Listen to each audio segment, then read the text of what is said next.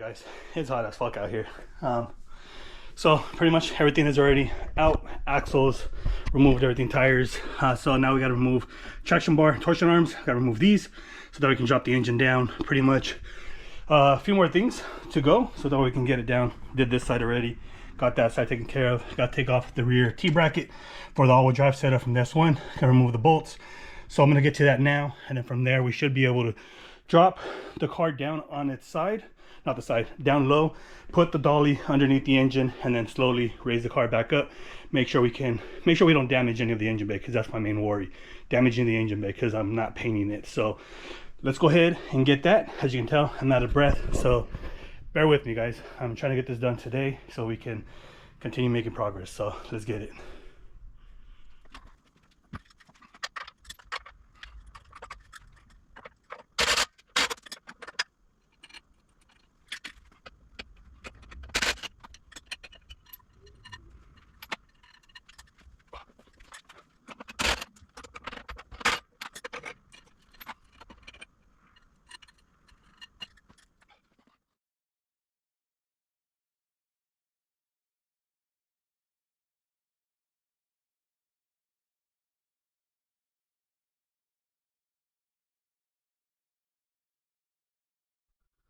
Alrighty, guys, so T-brake is out.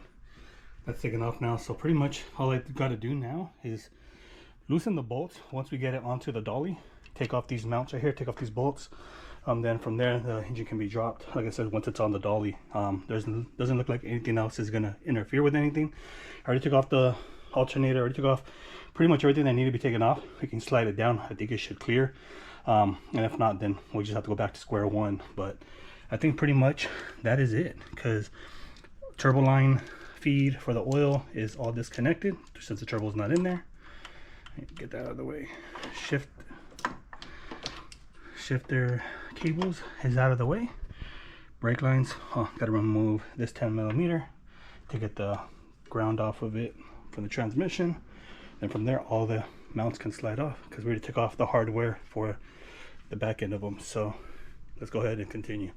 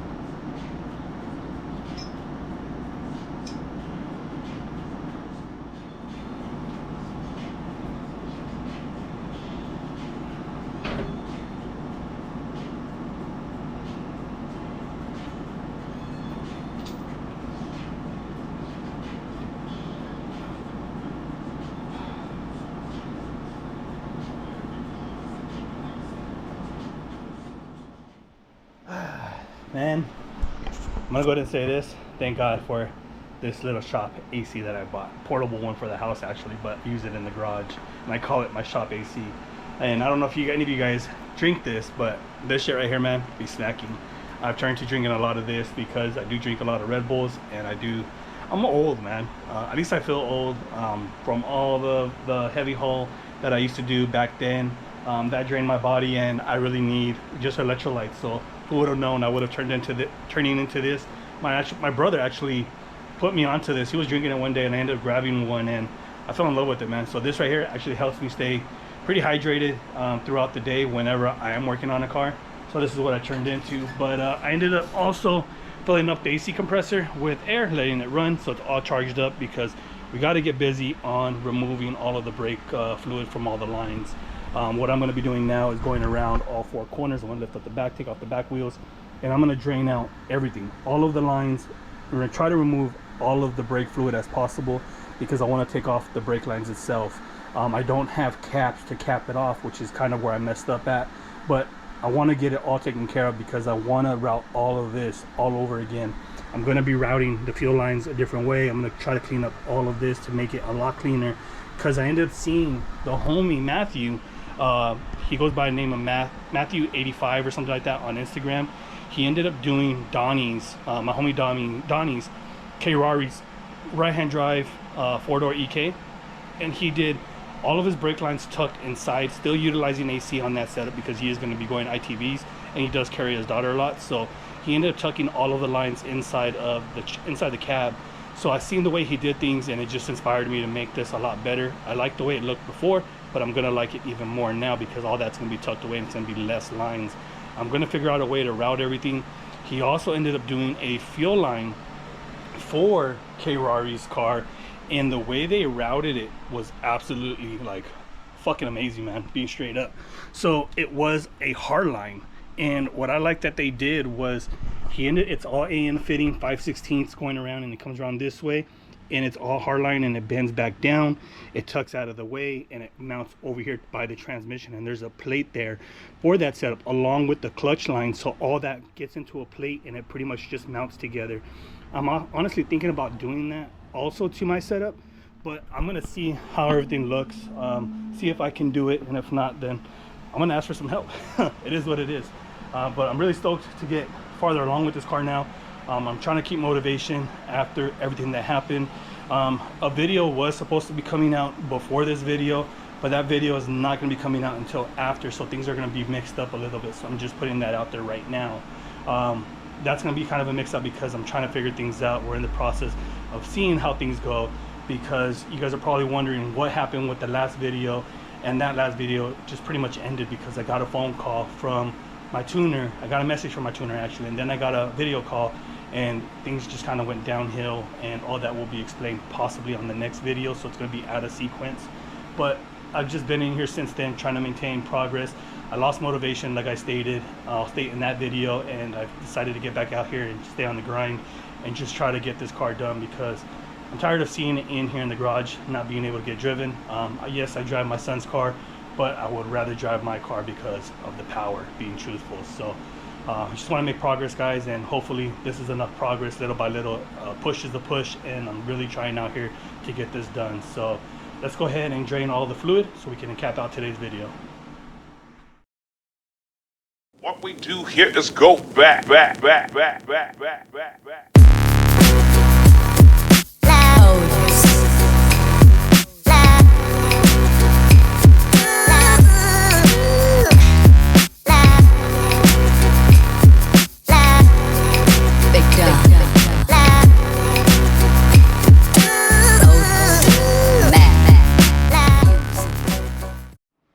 Alrighty guys, so it is hot, and I mean hot. It's like 90 degrees here for me, at least for my fat ass. It is extremely hot, but I managed to get all of the brake fluid all out of all four corners. So as you guys seen, I did this side, I jumped to the back, and then you guys didn't see, but I ended up doing this side also. So I'm pretty sure all the fluid, or majority of the fluid, should be out of the system. I know there's probably going to be some in the proportioning valve right there, so I'm not worried about that. I ended up draining that out also, siphoned it all out of it with the tool that I have for the brake line. So pretty much all that should be set, and I can take that out later on. So I really wanted to start draining it, so I thought I can start pulling out the lines, and I can always do that. I'm going to do that off camera because again, I start to pull out the bottom ones, and I don't want to make this video a lot longer. What I really wanted to do before it gets even hotter today is I want to swap over the MF10Ls. I want to see what they would look like on the EK sedan, on the silver one, because we do have the Enki RPF ones on it. Those are 15x7, and I believe they are 41 offset. They are not touching the calipers, which is good. It has the clearance for it, but I really want to see what these wheels would look like on the silver car, because since they're off, I figured might as well just try it and see what they look like, man. I mean, I'm really curious. I wanted to see how the white would look on it, because here you got the white, you got the black on it, and I want to see what the black wheels would look like on the car. So let's go ahead and swap them over real quick. Swap over one side, and then I can get a visual on both of them to see which ones I want to run with. One thing that I did notice is when I was cleaning out, I just started cleaning this wheel just to clean it up a little bit, and I did notice that I made a rookie mistake when I put these together with the labels, or not the labels, but the stickers on them, the decals, and I forgot that I had the wheels Cerakoted. So what ended up happening was that the Cerakote doesn't allow the adhesive to really stick to the wheels. So I kind of messed up, so a lot of it started coming off, so I just peeled off the rest of it off of one of them. So I'm probably gonna do the same thing to the rest of the four, because this is sticking here. So if I can live with that. It's just, you can see here that it's peeling up. So that's why I'm gonna go ahead and pull them all off after, depending if I like them, or if not, they can sit in the garage and try them onto that. So let's go ahead and continue.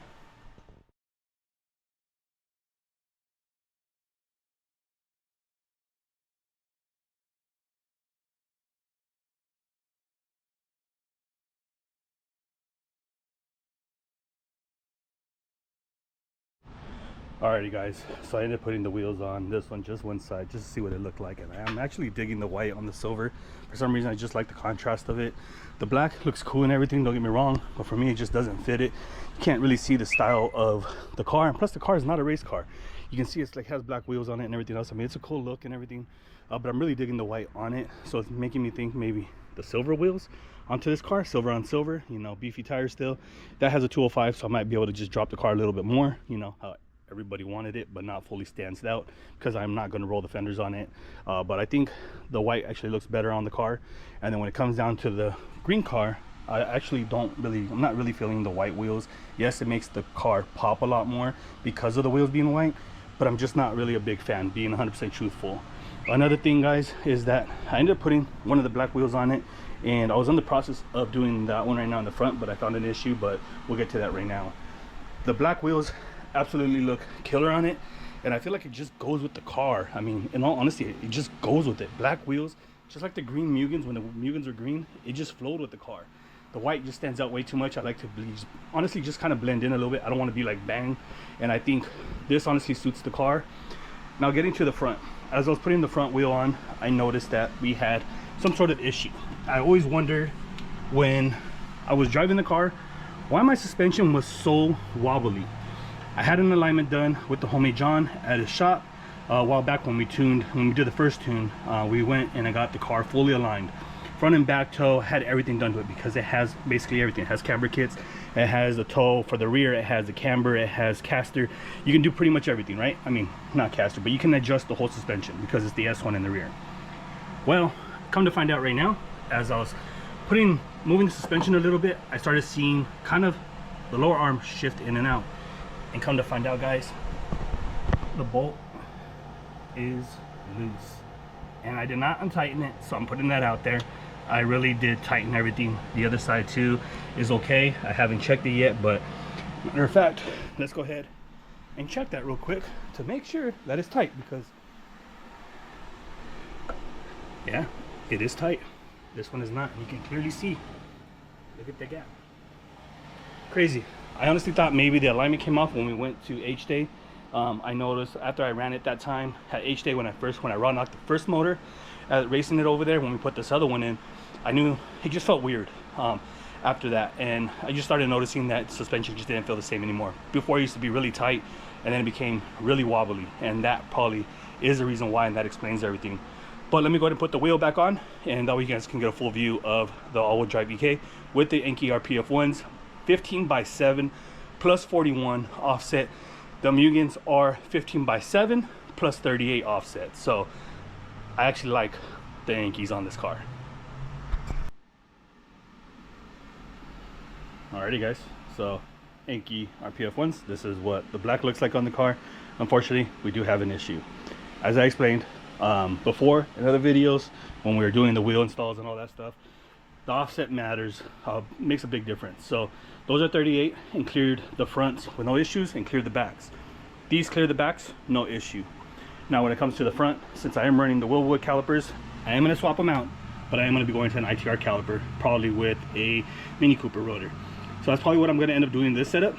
So right here, it's actually hitting on this piece right here of the Willwood, so it won't allow it to pass by there. So it's going to need about a 2mm or 3mm spacer, which is absolutely fine. I don't mind running that because we have the extended studs, so that should solve that issue right there. Even with ITR calipers, we just need that little bit of clearance. I can even put a 5mm and we'll be totally fine on that setup as far as it all matching. I can even do it all the way around, and that way it has an even stance. I just don't really want to do it to the back because the backs or quarter panels are not rolled either. The front, or actually the backs are rolled on this car, I forgot. So that is rolled, so we do have the clearance. We can just add a millimeter spacer on it to give it a little bit more depth, and the front I can always add it because we do have a lot of gap between the fender and the tire itself. So I'm not stressing out about that, so that's something else I'll do later on. But either way, I got to figure out the brake system first. Other than that, guys, that's pretty much going to wrap it up for today. It is hot as hell. It's 90 degrees, probably going to get hotter, and what I'm going to do is sit my fat ass in front of this AC for now, the shop AC, because this is putting in work and this is what cools me down, along with a bunch of electrolytes that I've been drinking. So I've been drinking 2 of those already, and I'm out of shape, guys. I'm being 100% honest, I'm out of shape. So the goal is to get this car moving around. I'm gonna have to find some millimeter spacers, put it in the front, and that way we have the clearance. I think I have some hanging up there. If not, I'll order them, and tomorrow I'll put it all together, and that way I can roll it in and out and start making room so that I can get the homie's car here. I'm being honest, I don't know what video you guys are gonna see next. It might be this one, it might be the one that I actually recorded earlier before this one, before getting busy on the car, as into what exactly happened with the engine and what's going on with the situation currently. So depending on what it is, the videos might be mixed up. This one might play before the other one, and so don't get twisted. Just if you guys watch this one first, then you know the one that's gonna end up coming is what's going on with the engine, and that one was actually recorded first. So pretty much, guys, that's gonna wrap it up for today's video. Hopefully you guys did enjoy today's video, and if you guys did, please comment, like, subscribe, let me know down in the comments. Black wheels on the Silver Surfer, white wheels on the Silver Surfer, white wheels on the green car, or the Yankee RPF1s on the green car. Let me know down below, as I would like to hear you guys' honest opinions about it. So with that being said, guys, I'll catch you guys on the next one. Till next time.